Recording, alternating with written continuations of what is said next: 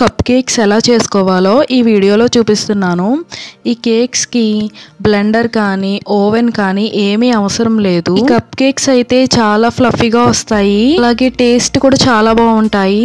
ఈ కేక్స్ ఎలా చేసుకోవాలో ఇప్పుడు చూసేయండి. ముందుగా ఒక మిక్సింగ్ బౌల్ తీసుకుని అందులోకి 12 ఎగ్స్ వేసుకోవాలి. ఒక విస్కర్ తీసుకుని ఈ 12 ఎగ్స్ మంచి క్రీమీ టెక్స్చర్ వచ్చే వరకు ఇలా బ్లెండ్ చేసుకోవాలి.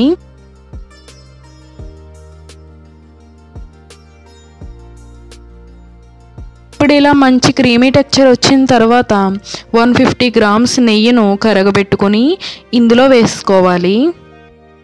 ఇప్పుడు ఈ నెయ్యి అంతా బాగా కలిసే విధంగా ఇలా విస్కర్తో ఫాస్ట్గా ఇలా బీట్ చేస్తూ ఉండాలి. మీరు ఈ నెయ్యి ప్లేస్లో బటర్ కానీ లేదా ఆయిల్ కూడా వేసుకోవచ్చు.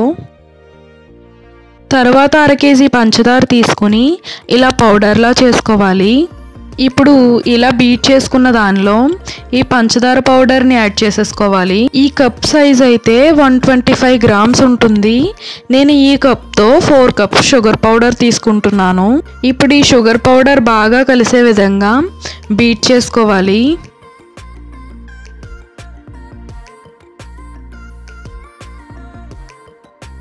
ఇప్పుడు ఇలా మంచి క్రీమీ టెక్స్చర్ వచ్చే వరకు ఇలా బీట్ చేసుకున్న తర్వాత ఇందులో ఒక జల్లెడ పెట్టుకుని మైదాని యాడ్ చేసుకోవాలి. షుగర్ ఎంత తీసుకున్నామో మైదా కూడా మనం అంతే తీసుకోవాలి. నేను 1/2 కేజీ వరకు షుగర్ పౌడర్ తీసుకున్నాను కాబట్టి మైదాను కూడా వేసేసుకున్నాను.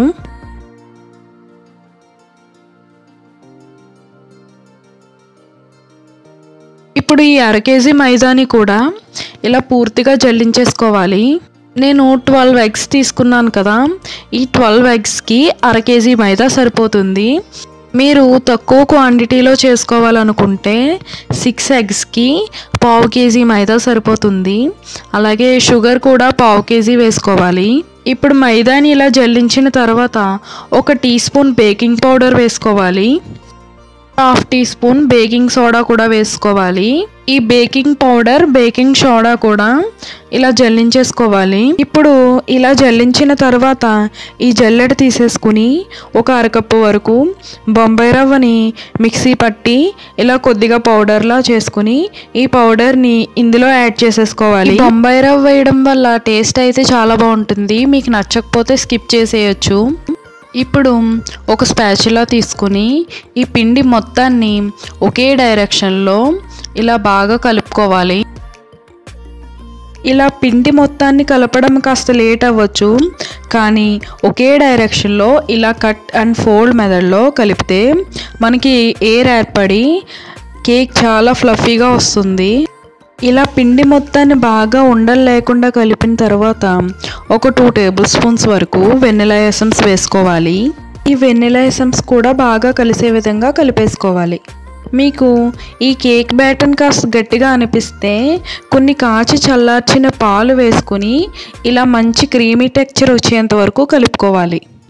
ఈ కేక్ బ్యాటర్ ఇలా రిబ్బన్ కన్సిస్టెన్సీలో రావాలి. ఇప్పుడు ఈ కేక్ బ్యాటర్ మంచి క్రీమీ టెక్స్చర్ వచ్చిన తర్వాత కొన్ని జీడిపప్పులు కొన్ని బాదం పప్పులు తీసుకుని ఇలా చిన్న చిన్న ముక్కలుగా కట్ చేసి ఇందులో టూటీ ఫ్రూటీ కలిపి సగం వరకు ఈ కేక్ బ్యాటర్లో వేసేసుకోవాలి. ఈ మిగిలిన సగం పక్కన పెట్టేసుకోవాలి పైన డెకరేషన్ కోసం.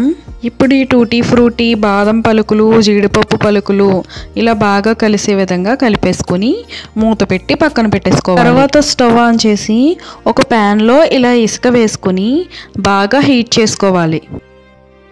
ఇప్పుడు ఈ కేక్ బ్యాటర్ వేసుకోవడానికి ఇలాంటి కప్స్ తీసుకోవాలి.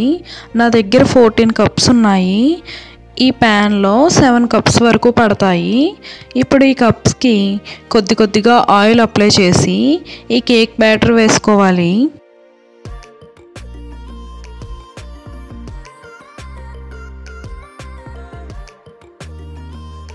ఈ కప్లో కేక్ బ్యాటర్ని సగం వరకునే వేసుకోవాలి. ఫుల్గా వేసేస్తే పైకి పొంగిపోతుంది. ఇప్పుడు ఇలా కప్స్లో వేసేసుకున్న తర్వాత ఇసుక బాగా హీట్ అయ్యాక ఒక్కొక్క కప్పు పెట్టేసుకోవాలి. తర్వాత పైన ఒక మూత పెట్టి కవర్ చేసేసుకుని మంటను లో టు మీడియం ఫ్లేమ్లో ఉంచుకుని ఈ కేక్స్ బేక్ చేసుకోవాలి. ఈ కేక్ బేక్ అయ్యేటప్పటికి ఈ లోపు ఇంకా నాకు 7 కప్స్ మిగిలిపోయాయి కదా, అవి కూడా ఇలా ఫిల్ చేసేసుకున్నాను. ఒక 10 మినిట్స్ తర్వాత మూత తీసి ఈ కేక్స్ చూసుకోవాలి. పైన కొద్దిగా ఇంకా బేక్ అవ్వాలి. దానికి టూటీ ఫ్రూటీ ఇలా డెకరేట్ చేస్తున్నాను. ఇలా సగం బేక్ అయిన తర్వాత ఈ టూటీ ఫ్రూటీ ఇలా డెకరేట్ చేసుకోవాలి.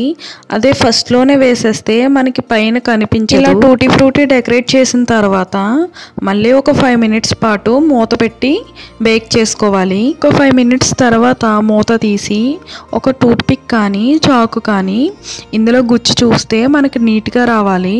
అలా వస్తే మన కేక్ బేక్ అయిపోయినట్టే. ఇప్పుడు ఒక చాక్ కానీ కటర్ కానీ తీసుకొని ఇలా సైడ్కి గుచ్చి జాగ్రత్తగా ఈ కప్ కేక్స్ ఇలా బయటికి తీసేసుకోవాలి.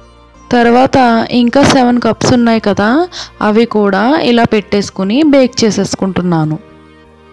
తర్వాత అన్నీ కూడా ఇలా మూత పెట్టి బేక్ చేసేసుకోవాలి. ఇప్పుడు ఈ కేక్స్ పూర్తిగా చల్లారిన తర్వాత ఒక స్పూన్తో కానీ ఒక నైఫ్తో కానీ ఇలా ఎడ్జెస్ అంతటిని ఇలా రౌండ్గా తిప్పితే కేక్ ఈజీగా బయటకు వచ్చేస్తుంది.